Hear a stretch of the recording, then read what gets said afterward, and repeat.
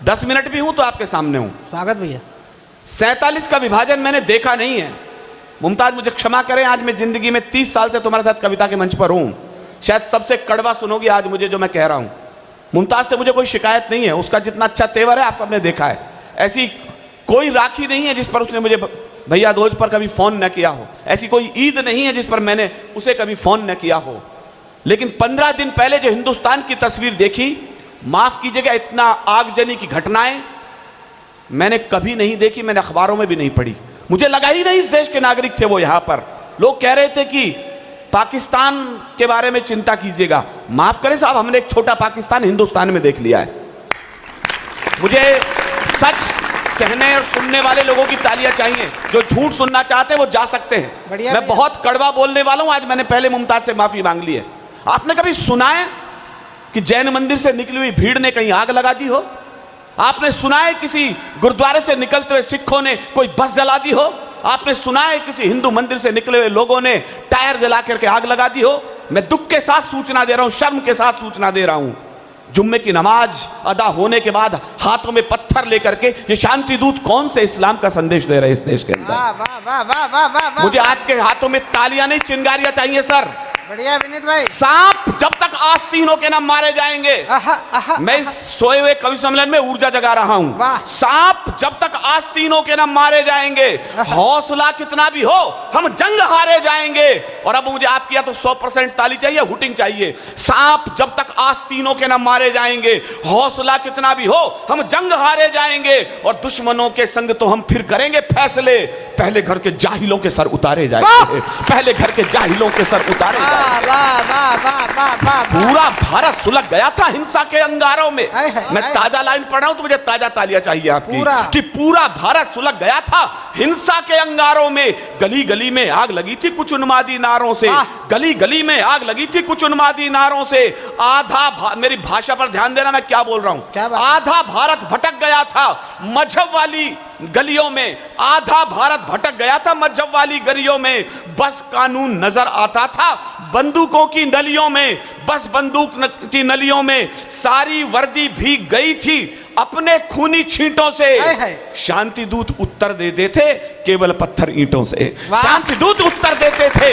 हम जहां भी गए, वीडियो देखिए आप, आग लग रही है, पकड़ लो। हम तो शांति प्रदर्शन कर रहे थे, हम तो आग क्या तुम्हारे फूफा जी लगा के चले गए? यहां पर देशद्रोहिता के नारे 3-3 यूनिवर्सिटियों के अंदर लग गए और हम इस देश की जलती हुई तस्वीर देख रहे थे।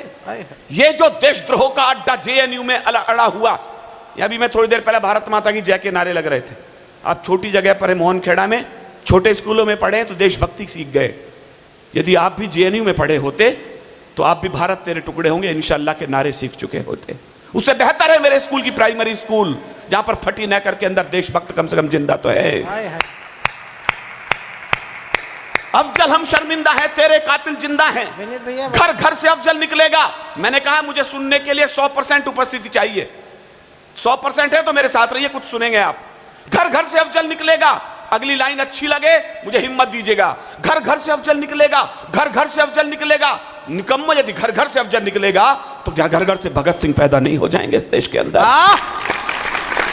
ये जो देशद्रोह का अड्डा जेएनयू में बना हुआ, ऐसा लगता आस्तीन में विषधर फनले पना हुआ।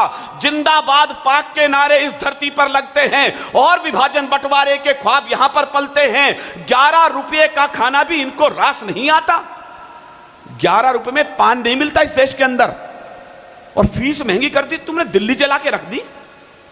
11 रुपए की रोटी मिलती है वहां पर कुल, उसके बावजूद कहते हैं फीस बड़ी महंगी है।